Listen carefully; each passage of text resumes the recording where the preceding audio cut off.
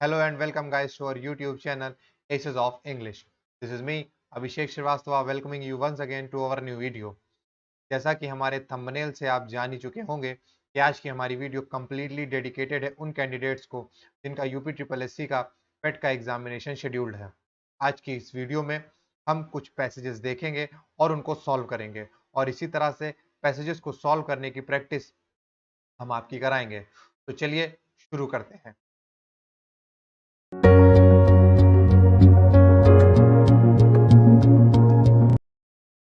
Message आपके सामने आ गया होगा और फटाफट इसके बारे में बात कर लेते हैं। Vacations were once the prerogative of the privileged few. देखिए प्रेरोगेटिव का जो मतलब होता है वो होता है विशेषाधिकार। ठीक, even as the late as the 19th century, 19वीं शताब्दी के अंत तक भी जो छुट्टियां थी वो कुछ विशेषाधिकार प्राप्त लोगों का विशेषाधिकार थी। Now they are considered the right of all. अब वो सबका अधिकार मानी जाती हैं। Except for such unfortunate mass as in China, सिवाय कुछ उन दुर्भाग्यशाली जन समूहों के जो चाइना में है। फॉर हुम लाइफ, जिनके लिए जीवन। Except for sleep and brief period of rest is uninterrupted toil, जिनके लिए जीवन नींद और आराम की संक्षिप्त अवधि को छोड़कर एक निर्बाध यानी कि कभी ना रुकने वाला परिश्रम है। अनइंटरप्टेड का मतलब होता है कभी ना रुकने वाला या निर्बाध। ठीक, they are more necessary now than before because the average life is well rounded and has become increasingly departmentalised. अवकाश आज ज्यादा जरूरी है क्योंकि जो हमारी जिंदगी है वो बहुत ही ज्यादा वेल राउंड यानी कि जो उसमें काम करने की गुणवत्ता है वो बहुत ही ज्यादा कम हो चुकी है। The idea of vacations as we conceive it must be incomprehensible to primitive people. Incomprehensible का मतलब होता है इम्पॉसिबल टू अंडरस्टैंड या जिसे समझा ना जा सके, और प्रिमिटिव का मतलब हो गया पुराने यानी कि आदम लोग। ठीक, तो जो आइडिया वेकेशंस का, जैसा कि आज हम जानते हैं, जैसा कि जो आइडिया वेकेशंस का छुट्टियों का जानते हैं, वो आदम लोगों के लिए समझना नामुमकिन था। Rest of some kind has of course always been a part of the rhythm of human life, but earlier ages did not find it necessary to organize it in the way that modern man has done. हमेशा मानव जीवन के में छुट्टियों उसका हिस्सा रही हैं, हमेशा मानव जीवन में छुट्टियां उसका हिस्सा रही हैं, बट अर्लियर एजेस, लेकिन पहले के युगों में उसे इस तरह से व्यवस्थित करने की आवश्यकता नहीं थी जिस तरह से आधुनिक मनुष्य ने किया है।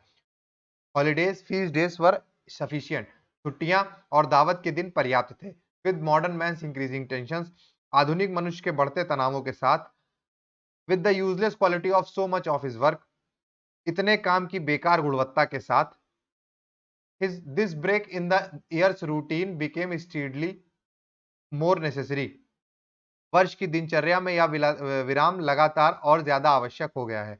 Vacations became necessary for the purpose of renewal and repair, नवीनीकरण और मरम्मत के उद्देश्य से आवश्यक अवकाश बहुत ही ज्यादा आवश्यक हो गया है।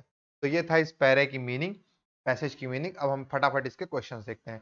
The author's main purpose of this passage is, देखिए शुरुआत से लेकर के आखिर तक यहाँ पर ऑथर ने क्या कहा, पैसेज की हिस्ट्री ही तो बताई। शुरुआत से लेकर के ये बताया कि पैसेज 19th सेंचुरी से यहाँ पर कैसे था, क्या था और अभी क्यों जरूरी हो गया है।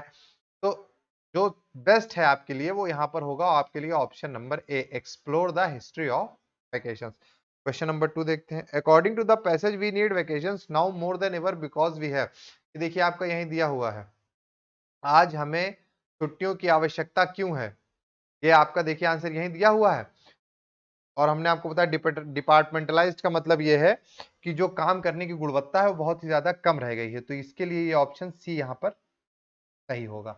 It is implied in the passage that our lives are very, passage के अकॉर्डिंग ये इम्प्लाई किया गया है, ये अनुमानित किया गया है कि हमारी जो लाइफ है वो कैसी है। हैबिचुअल, आदती हो गई है। पैट्रियोटिक, राष्ट्रीयता की भावना के साथ हो गई है। वेरिड, भिन्न हो गई है। इंडिपेंडेंट, स्वतंत्र हो गई है। तो यहाँ पर जो आपका ऑप्शन होगा वो भिन्न, वेरिड। क्वेश्चन नंबर 4 देखते हैं। As use in the passage the word prerogative means, तो आपको हमने पहले बताया था प्रेरोगेटिव का मतलब होता है विशेषाधिकार, और प्रिविलेज का भी यही मतलब होता है। तो आपके लिए ऑप्शन बी सही रहेगा। The contemporary attitude toward vacation is best express by which of the following proverb, यानी कि इस वेकेशंस को आप कैसे एक कहावत में डिफाइन कर सकते हैं, वो इस क्वेश्चन में पूछा गया है। अ पेनी सेव्ड इज पेनी अर्न्ड, एक सिक्का यानी कि एक पैसा अगर आपने बचाया तो इसका ये मतलब है कि एक पैसा आपने कमाया। दूसरा, the devil find work for idle hands. जो डेविल होता है, जो शैतान होता है, वो हमेशा बेकार हाथों के लिए ही काम ढूंढता है। All work and no play make Jack a dull boy. सिर्फ काम और खेल नहीं जैक को एक उदासीन बालक बनाता है। And many hands make light work. बहुत सारे हाथ मिलकर एक काम को हल्का बनाते हैं। तो आप देखिए सबसे बेस्ट ऑप्शन आपके लिए क्या है? सबसे बेस्ट ऑप्शन है आपका यहां पर ऑप्शन नंबर सी। तो ये हो गया एक पैरा। अब हम देखते हैं पैरा नंबर 2। आपके सामने एक और पैसेज आ गया होगा, अब फटाफट इसको देखते हैं, फिर इसके क्वेश्चंस देखेंगे। Our awareness of time has reached such a pitch of intensity that we suffer acutely whenever our travels take us into some corner of the world where people are not interested in minutes and seconds। समय के बारे में हमारी जागरूकता इतनी ज्यादा हो गई है कि जब भी हमारी यात्राएं हमें दुनिया के किसी कोने में ले जाती हैं जहां लोगों को मिनटों और सेकंड में कोई दिलचस्पी नहीं होती है, तो वह हमें पीड़ा पहुंचाता है। The unpunctuality of the orient. देखिए यहाँ पर ओरिएंट का मतलब है एशियन कंट्रीज से, चाइना, जापान, इंडिया, इन सब कंट्रीज से मतलब है ओरिएंट का। The unpunctuality of the Orient, for example, is appalling to those who come freshly from a land of mixed meal times and regular train services। उदाहरण के लिए, ओरिएंट की समय की पाबंदी उन लोगों के लिए भयावह है जो मिश्रित भोजन के समय और नियमित ट्रेन सेवाओं की भूमि से आते हैं। फॉर अ मॉडर्न अमेरिकन और Englishman, waiting is a psychological torture. आधुनिक अमेरिकी या अंग्रेज के लिए प्रतीक्षा करना एक मनोवैज्ञानिक यातना है। An Indian accepts the blank hours with resignation, even with satisfaction। एक भारतीय खाली समय को बहुत ही अच्छाई के साथ और संतोष के साथ स्वीकार करता है। He has not lost the fine art of doing nothing। उन्होंने कुछ न करने की कला नहीं खोई है। Our notion of time as a collection of minutes, each of which must be filled with some business or amusement, is wholly alien to the Greek। मिनटों के संग्रह के रूप में समय की हमारी धारणा, जिनमें से प्रत्येक को किसी न किसी व्यवसाय या मनोरंजन से भरा होना चाहिए, ग्रीक के लिए पूरी तरह से अलग है। For the man who lives in pre industrial world, एक पूर्व औद्योगिक दुनिया में रहने वाले व्यक्ति के लिए time moves at a slow and easy pace. समय धीमी और आसान गति से चलता है। He does not care about each minute. वह प्रत्येक मिनट की परवाह नहीं करता है। For the good reason that he has not been made conscious of the existence of minute। इस अच्छे कारण के लिए उसे मिनटों के अस्तित्व के प्रति सचेत नहीं किया गया है। तो यह है पैरा और उसकी मीनिंग। अब फटाफट हम इसके क्वेश्चंस देख लेते हैं। What is the main theme of passage? Theme की पैसेज की मेन थीम यहां पर क्या कही गई है? तो concept of time in pre industrial world, क्या पूर्व औद्योगिक समय में क्या पूर्व औद्योगिक दुनिया में समय की अवधारणा को बताया गया है? जी नहीं, ये ऑप्शन नहीं होगा। The Greek concept of time, क्या ग्रीक लोगों की समय की अवधारणा को बताया गया है? जी नहीं। Awareness of time in the modern industrial world, आज के आधुनिक औद्योगिक युग में समय की जागरूकता को बताया गया है और यही हो जाएगा ऑप्शन नंबर सी आपका सही। अब बात करते हैं the Greek are alien to. तो सबसे पहले यही दिया हुआ है अवर नोशन ऑफ टाइम। ये देखिए यहां पर दिया हुआ है our notion of time as a collection of minutes. तो ऑप्शन में भी यही, तो ये बस यही सही हो जाएगा। सेकंड का भी the notion of time as a collection of minute. Question number 3, a person who belong to the pre industrial world, क्या होगा? ये देखिए, for the man who lives in a pre industrial world, time moves at a slow and easy pace, he does not care about each minute. तो ये देखिए does not care about each minute, और third का C, option number C. According to the author, the orientals are very punctual, the American और the Englishman are very punctual. तो ये हो जाएगा ऑप्शन नंबर बी आपका सही हो जाएगा। The orient in the passage refers to, तो मैंने आपको बताया था ओरिएंट का मतलब होता है एशियन कंट्री से लोग, यानी कि चाइना और जापान के लोग ओरिएंट्स कहे गए हैं। ठीक, ये एक और पैसेज हो गया। अब फटाफट हम बढ़ते हैं अगले पैसेज की तरफ। एक पैरा आपके सामने आ गया होगा और फटाफट इस पैसेज को भी देख लेते हैं। There are three main groups of oils: animal, vegetable and mineral। तेलों के तीन मुख्य समूह हैं: पशु, वनस्पति और खनिज। Great quantities of animal oil come from whales, those enormous creatures of the sea which are the largest of the animals remaining in the world।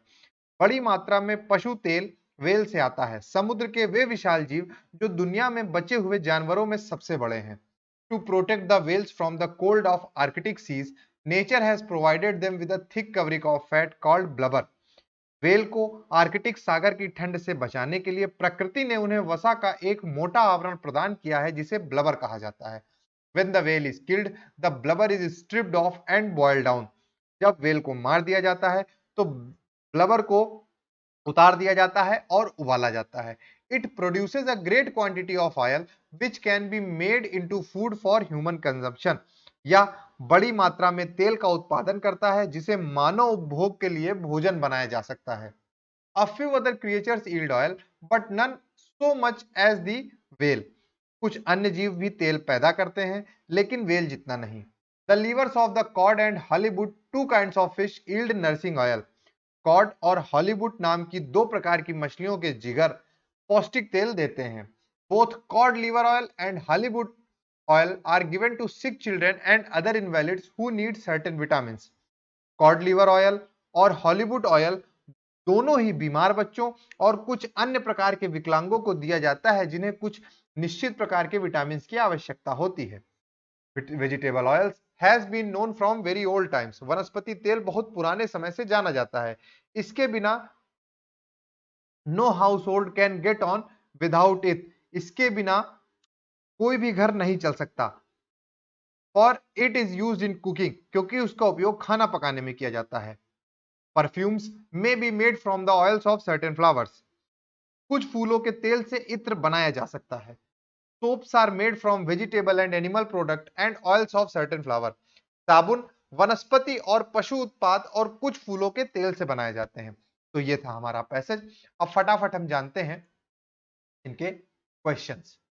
The main source of animal oil is, पहले ही बता दिया गया है, पहली ही line में आपको बताया गया है ग्रेट क्वांटिटीज। और ये देखिए the great quantities of whales, तो आपका ऑप्शन नंबर क्या हो जाएगा? बी, पहले का बी। फिर vegetable oil mainly use for, ये देखिए यहां बता गया है वेजिटेबल ऑयल में well time no house it is use for cooking, तो क्या हो जाएगा यहां पर? कुकिंग। फिर तीसरा बात करते हैं the blank space of fish eats nursing oil. ये देखिए यहां पर आपका दिया गया the livers of cod and Hollywood, तो क्या हो जाएगा? The liver of fish. ठीक।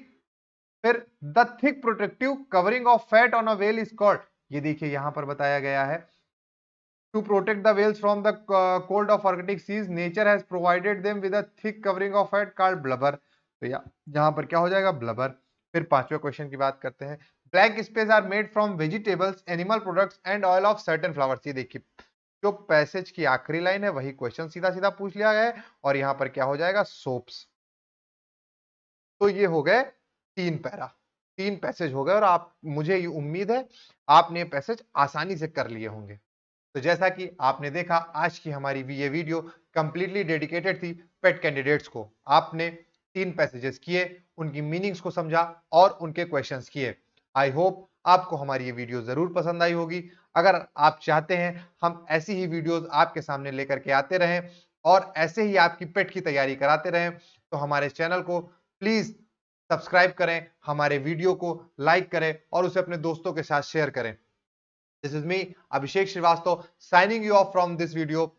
जल्दी मिलता हूं आपसे एक नए वीडियो के साथ, कुछ नए कंटेंट लेकर इसी चैनल पर एसेस ऑफ इंग्लिश में। तब तक आप सब लोग अपना बहुत बहुत ख्याल रखिए, आसपास सफाई बरतिए। जय हिंद, जय भारत।